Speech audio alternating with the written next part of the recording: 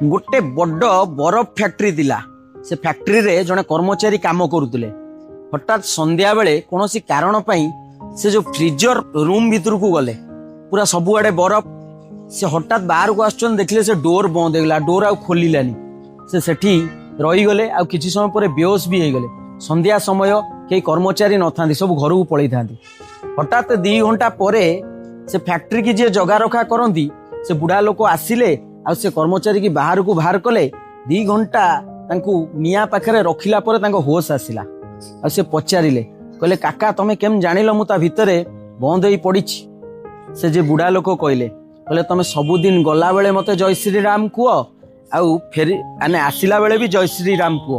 आज तमे आसिला बेले जय श्री राम कहिछ किंतु गला बेले तम जय श्री राम मु सुनिनी कि तुमको देखिनी। सेति लागि मु भाबिली किछि हेइछि आउ आसिली तुमको देखिली तमे बेहोश होई कि पड़िछ। से लोक कहला सतरे आज रामचंद्र ही मते बंचेई देले।